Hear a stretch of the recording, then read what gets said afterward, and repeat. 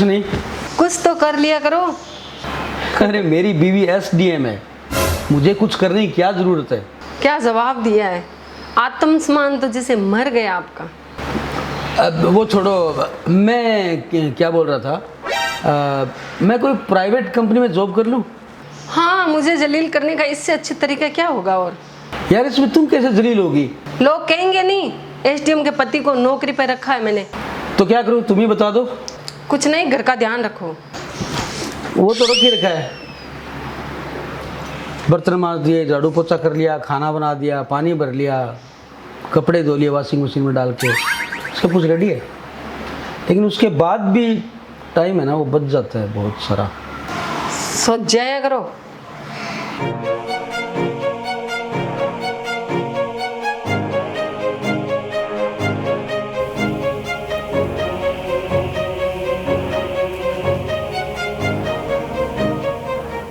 क्या प्रॉब्लम है, क्यों इतना टेंशन ले रही हो? अरे यहाँ शहर में हजारों टेंशन है। हाँ, और एसडीएम की जिम्मेदारी सबसे अधिक होती है। हाँ, अपने इलाके का एक तरह से एसडीएम मालिक होता है। जितना बड़ा ओहदा उतनी बड़ी जिम्मेदारी। नॉलेज तो आपको सब कुछ है, लेकिन कोई फायदा नहीं। फायदा तुम्हें दे रहा हूँ ना। आप बस इतना फायदा करो, बस मुझे एक कप चाय पिला दो। जो हुक्म मेरे आका, मालिक का हुक्म सर आंखों पर। ठीक है, मैं जाऊँ ऑफिस, थिएटर को ध्यान रख जो। मैं कोई पार्टी है उसमें खाना खा के आऊंगी, तो आप बना लेना और अपना खा लेना। पार्टी? हाँ, पार्टी है वहाँ एडीएम साहब के। मैं भी चलता हूँ। अरे वहाँ बड़े बड़े ऑफिसर आएंगे, आप क्या करोगे वहाँ पे? खाना खाएंगे और क्या करेंगे। कोई पूछेगा आप क्या करते हो तो क्या बताओगे? बोल देंगे घर का ही काम है। अरे वहाँ पर खाना बनवा दूंगा ना मैं उनको। छोड़ो, आप घर में ही खा लेना, ठीक है? मैं जा रही हूँ पार्टी में। ठीक है, शाम को घर पे आओगे ना तब बात करूँगा। अच्छा, क्या कर लोगे? शाम को घर पे ही आऊँगी, और कहाँ जाऊँगी? आओगे तो घर पे बताऊंगा मैं। रुक जाओ वहीं पर, एक कदम भी आगे रखा तो खून की नदियां बहा दूंगा। यह अत्याचार मैं कतई सहन नहीं करूंगा। ऐसा मैंने क्या कर दिया? किया कैसे नहीं, मैं रोज इतनी मेहनत से पोछा मारता हूँ और तुम कदमों के निशान बनाते जाती हो। 2 मिनट ठहर के आना, बाहर रुको एक बार। बनता है कॉमेडियन।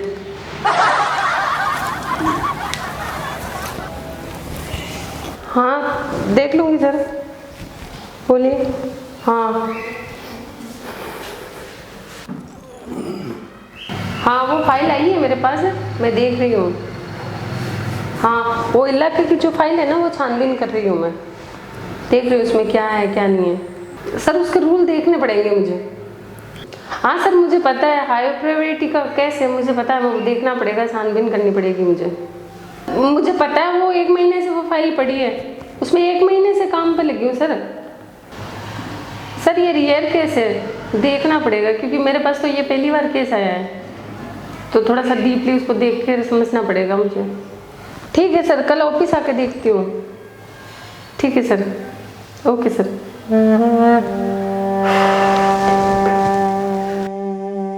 क्या हुआ? एक केस आया, उसका मुझे पता नहीं है, उसके रूल्स देखने पड़ेंगे। अरे मुझे बताओ क्या हुआ, क्या केस है? कानून की थोड़ी बहुत समझ तो मेरे को भी है, मैं भी जानता हूँ। अरे यार, आपको क्या बताए, आप चपरासी तो बन नहीं सके, और आपको बताए क्या बताए? आपको फालतू में बीच में पचर पचर कर रहे हो, थोड़ी बहुत समझ रखा करो। अरे इतना नॉलेज होता तो कहीं ना कहीं लग जाते आप, यहाँ काम करना नहीं पड़ता आपको। बात करते हो नॉलेज की, एक चपरासी तो बन के दिखाओ, एक चपरासी तो बन के दिखाओ। कितना मुश्किल है ये काम। जाओ यार, दिमाग खराब मत करो मेरा, पहले से बहुत टेंशन है। चलो ठीक है, चाय बना लूँ मैं।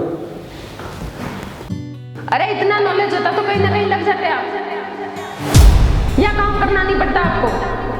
बात करते हो नॉलेज की, एक चपरासी तो बन के दिखाओ। सुनो, बोलो। मैं क्या बोल रहा था कि मैं कोई एनजीओ ज्वाइन कर लूँ क्या? हाँ, ये अच्छी बात है, हाँ कर लो। एक एनजीओ है, वो काफ़ी दिन से पीछे पड़े हुए कि आप ज्वाइन कर लो। मैं एनजीओ ज्वाइन कर लेता हूँ फिर। ये तो अच्छी बात है, कर लो आप। उसमें क्या है, सुबह सुबह कहीं मीटिंगों में जाना, कहीं कोई जो पीड़ित लोग हैं उनको दवाई बांटना, कपड़े देना वगैरह काम होते हैं, तो मैं वो ज्वाइन कर लेता हूँ। ये तो बहुत ही अच्छी बात है। तो सुबह सुबह जल्दी जाना पड़ेगा, हो सकता है लेट को भी आना पड़े। कोई नहीं, तो जल्दी उठ जाना और चले जाना। ठीक है, यही करता हूँ मैं। ठीक है, कर लो। वीडी साहब आप अंदर चलिए, कलेक्टर साहब आने वाले हैं और मैं आता हूँ। ठीक है सर।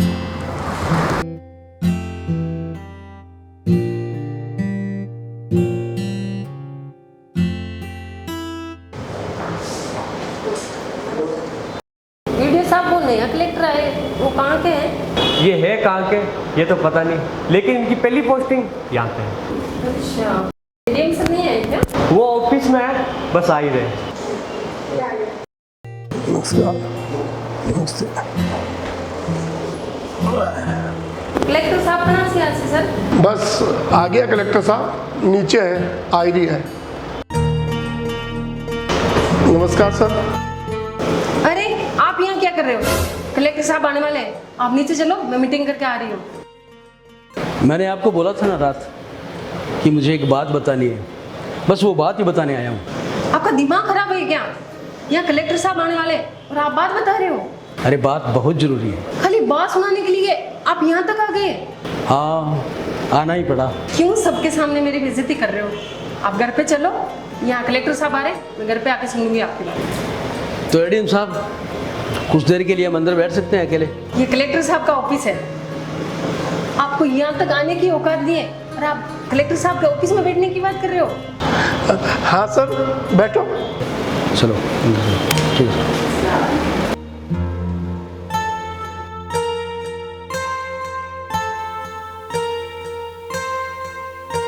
पर तुम पागल मेंटल हो क्या? डीएम साहब के ऑफिस में बैठे हो आप? शर्म नहीं आती तुम्हें? कलेक्टर साहब आने वाले हैं। कलेक्टर साहब तो आ गए। आ गए? कहाँ? नीचे। नीचे? अच्छा, और तुम क्या कर रहे हो यहाँ? तुम मेरी बेइज्जती करा के रहोगे आज। जल्दी बोलो, क्या बोलना है? घबराओ, तुम्हें याद है मैंने एक बार कहा था मैं एनजीओ ज्वाइन कर रहा हूँ? हाँ। दरअसल मैंने कोई एनजीओ ज्वाइन नहीं किया था। तो मैंने यूपीएससी का कोर्स, मैं यूपीएससी की तैयारी कर रहा था।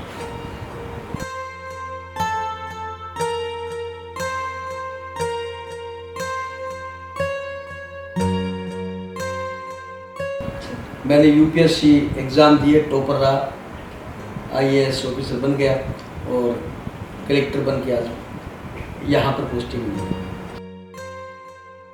जो तैयारी कर रहे हैं ना उनको सब बड़ा मोटिवेट करता है, बिस्किट नहीं इंटरव्यू। उस वक्त बिस्किट भी बहुत बड़ा मोटिवेशन है। ओके, तो एक एक करके कैंडिडेट को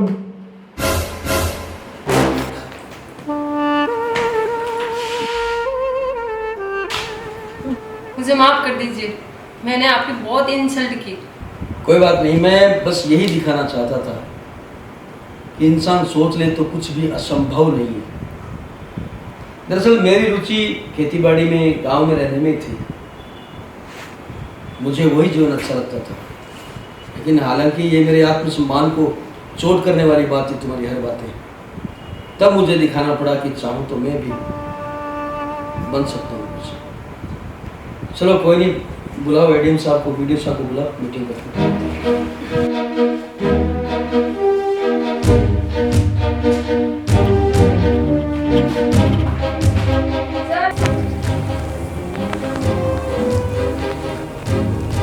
आ जाओ, इधर आ जाओ, बैठो, सबको बुला लो। तो मेरा कहने का यही मतलब है कि अगर आप कोई भी काम करना चाहते हैं, आपके अंदर एक आग पैदा होनी ज़रूरी है। जिस वक्त मैं तुम्हारे पास गया, तुमने मुझे ताना मारा कि पियोन बनने की हैसियत तो नहीं है, तभी मैंने सोच लिया कि कुछ तो करते हैं। मेरे अंदर का ज़मीर जो है वो जागा और मुझे लगा कि कुछ करना चाहिए। तो एक आग पैदा हुई। तो कोई भी काम को अगर आप करना चाहते हैं शिद्दत से, तो उसके लिए आग पैदा करो। उसमें तुम्हारा कोई दोष नहीं है, तुमने बिल्कुल सही कहा, क्योंकि तुम पूरे दिन काम करती, तुम्हारे अंदर तो वही सारी काम को लेके बातें चलती थी। पर मैं उन बातों को समझता नहीं था। मैं अपनी ज़िंदगी में खुश था। मैंने कभी कुछ बनने की सोची नहीं, सरकारी नौकरी करने की मैंने कभी कल्पना भी नहीं की थी। लेकिन फिर जब तुमने ताना दिया तब मुझे लगा कि नहीं, इस दुनिया में आए हैं तो कुछ करके जाना चाहिए। तो वो एक आग पैदा हुई। तो आपको भी आग पैदा करनी है अगर किसी भी काम में आपको सफल होना है तो।